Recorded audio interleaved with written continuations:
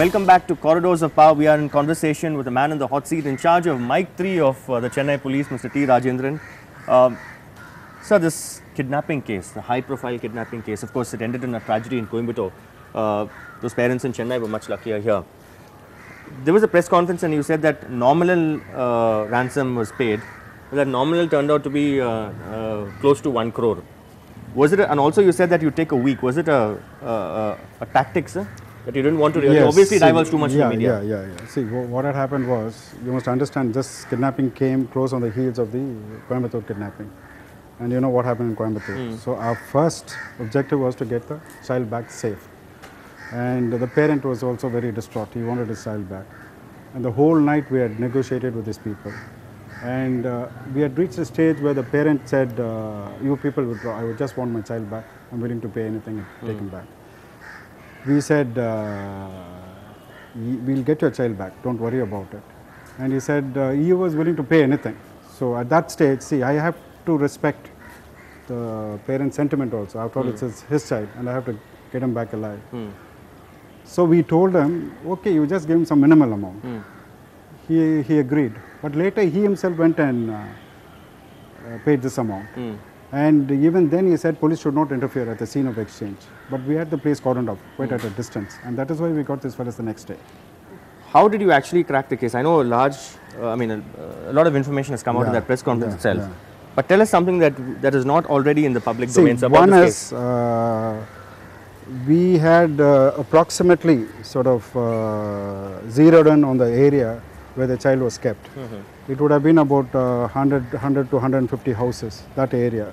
And we had hemmed these fellas then. So they couldn't move out. We had thrown a security cordon, so they just couldn't move out of that cordon. The only thing we were not sure was, at that point of time, to start with, the identity of the kidnappers, whether they were professionals or first-timers.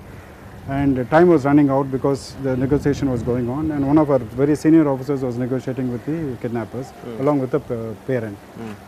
At one point of time, we were wondering whether to do a house-to-house search. But this could prove dicey because what happens most of the times, the criminals, if they feel they cannot escape, either they might kill the child and kill themselves, or do something very dangerous, which would turn out to be nasty later. So we decided not to do a house-to-house search. Since we were speaking to this fellow throughout the night, by morning we had a fairly good idea of at least one person that he could be the suspect. That it is at that point of time we told this gentleman, right, and they were not even willing to come out because they knew the police had surrounded them. So we had to draw them out. And the parent was also very desperate. So he said, I want my child back, because when he spoke to the child started crying. So we told him, okay, you go ahead and do it. And we were very confident we'll get them. See, what was the turning point? The turning point was that paper which they pasted over the number plate actually falling off? Yeah, they had pasted the number. But see, as I told you earlier, we had a fairly good idea of at least of one person who could it be, So, and we had sort of tailed him to some distance, and it came away, the paper also came away. But even without that, I think our conjecture that this is the person, that turned out to be right. And in fact, when I met the press, I told the press I don't know the identity, I'll take 1 week. And I think that sort of lulled them into some kind of complacency. They went home and slept. So handling a press conference is also extremely crucial in these cases. Crucial, and I think the press unwittingly helped me. Unwittingly helped you. Also, you had snipers ready, sir? Yes, we had. We had snipers ready, yes. We had a backup team, everything. But the parent was so distraught, he said, I must get my child back first. I said, please don't do anything at the scene of exchange, and which was very close to his house. And it was in an area, it was in a completely residential area. And we didn't want to take risks because somebody can walk out of a house, somebody can drive through and things. So we can't really cordon off such areas. That was the problem. So with regard to kidnapping cases, I mean, there is that fear psychosis. To some extent, it may have gone down a bit now. But there's still that fear psychosis about parents sending their children to school. What would you tell all the parents who are watching this interview, sir? Because when a child is kidnapped, the first thing that the kidnappers, when that ransom call is made, don't tell the police. If you tell the police, your child will be harmed. Many years ago, I remember when the top executive of Winnie Limited, Singarvelu, whose son Sriram was kidnapped, they went to a private detective. And then things went wrong. The boy's body was ultimately found inside a drainage pipe. So for the parents, it's a catch-22 situation. So what would you tell them? I mean, but I would advise the parents to come to the police immediately. We had 2 cases. In fact, there was one more case just before this Kirti Vasan's case. I think it was lost because of this case. And in that case also, in both cases I would say, the parents approach the police station within 10 minutes. And that gives us a head start. So I would advise the parents to come to the police immediately and we'll take care. Even in the earlier case also, we picked up the child at Vellore. We had them tailed right through. So they should come to the police immediately because we need good time to start on. Okay. And also there was a complaint a few months ago also about in this particular case. Yes, in fact the same person had made a complaint. The deputy commissioner had made inquiries. In fact, it was a bogus bogus SIM card. So it was some kind of he ran into a blind end, and he stopped with that.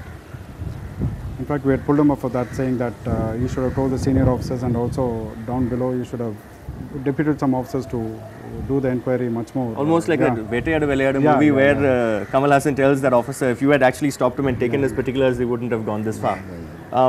So also another high-profile case that you are investigating is the BCCI case of cheating, which Mr. N. Srinivasan has given against Lalit Modi and others.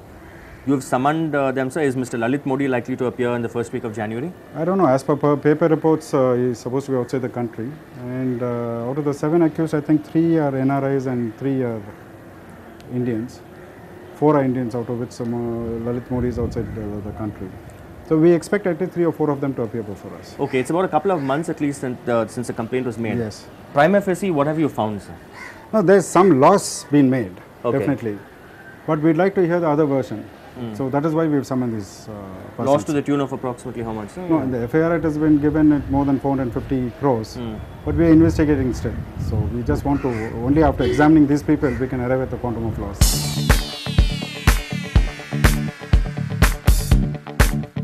This is a sprawling modern control room that you have, but when is your new office going to get ready, sir? Supposed to get ready by Jan next, that is end of January 2011, but I think we might overshoot a bit. How many square feet, and I mean, how different is it going to be from what you've... It's going to be massive. It's about 8 floors, and it'll have state-of-the-art control room and things like that. It'll have all facilities, and most of our units which are scattered now will be housed in the new building. Okay. And also the number of petrol vehicles that you have. One notices that it's usually the sub-inspector who's driving the vehicle and almost playing chauffeur to the constable or the head constable. Is this true, sir?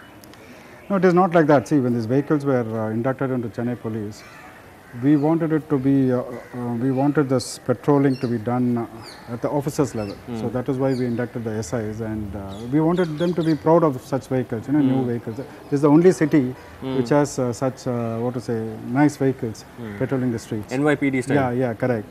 And the constable is only an adjunct. He goes as an additional force, that is all, 1 or 2 people, and there's a lot of equipment also. So we wanted to make the SI responsible for not only the petrol car, but also the patrolling and his team, and also the equipment available in the car. So that was the idea.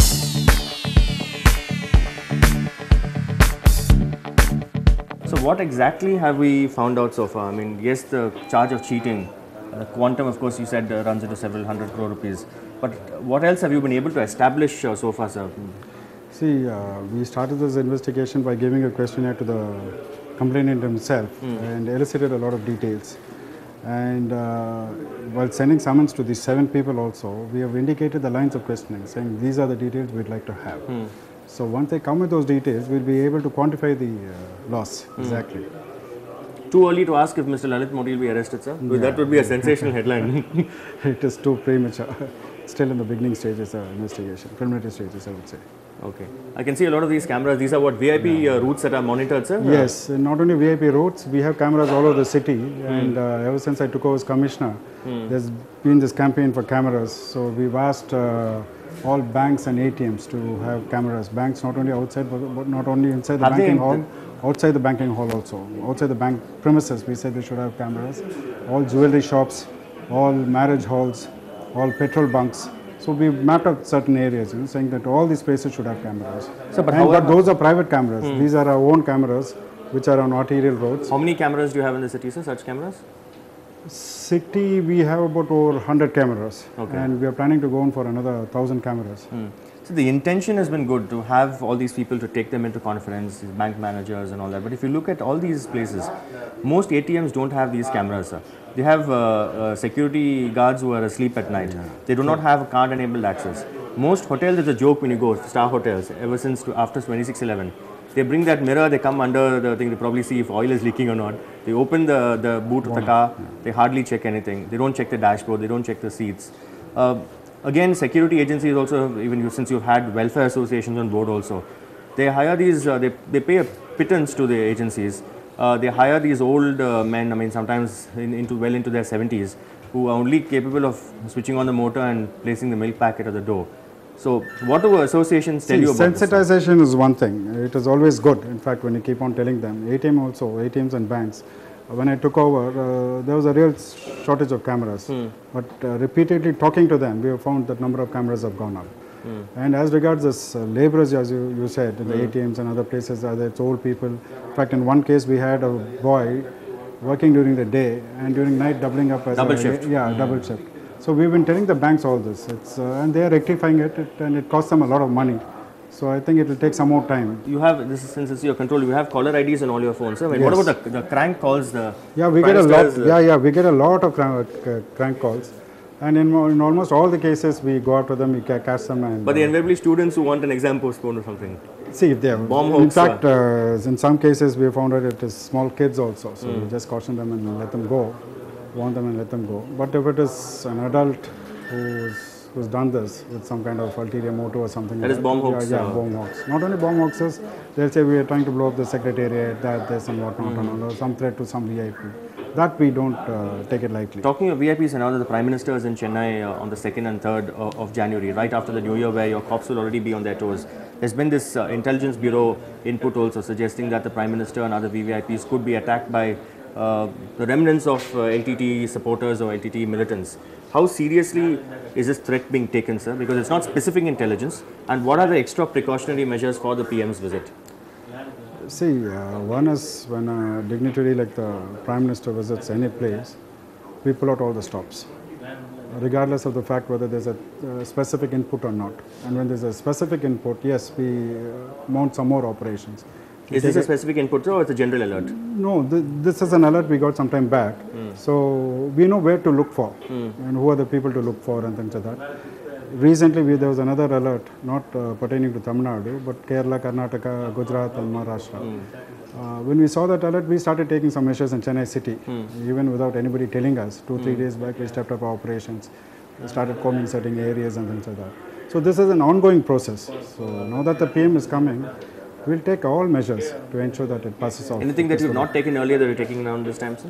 See, the measures are the same. Only thing we might intensify it. That is all. Okay. So if you can see from any of these cameras here, the number of people who are actually wearing helmets. We can go on the roads also and take a random check. The helmet law was introduced. In 2 days, is it true that the police were asked to actually go soft on them, sir? Nothing like that. In fact, I wish I could give you the figures. We register about 1 million cases every year for traffic violations, out of which those pertaining to helmet violations form a substantial number. But most people don't wear, so they keep it on the petrol tank, and when they see a cop, they wear it. Two things here. One is, I always feel, why should I ask somebody to wear a helmet? You don't have a law to say lock your house. Exactly. So they should wear it themselves. And we also find people who don't wear helmets. Only thing, the number is large. So we keep on just saw a cop also just going past with a policeman not wearing a helmet himself. Will you take action? Policeman not wearing a helmet on a two-wheeler just now. Definitely will take action. Okay. But is it mandatory for them to set an example? Yes. In fact, we issued circulars. We tell them at roll calls that they have to set an example, wear helmets. I don't know, it's something to do with the climate also could be. It's such a humid place that people feel uncomfortable. I am not sure. But I think they should wear helmets because after all, it's their life. They should protect it. So one final question about the fitness of policemen. I mean, the kind of working conditions they have. Do they ever get a day off? The long hours that they put in, bandobast duty. Another complaint that they say when people go to the police station, the inspector is not available because he's gone on bandobast duty. See, two things here. One is you're talking about fitness. Fitness, I would say yes. They say a pot belly is part of a policeman's uniform. No. Like we have so many policemen here. You tell me how many people have pot bellies. I think that is a myth.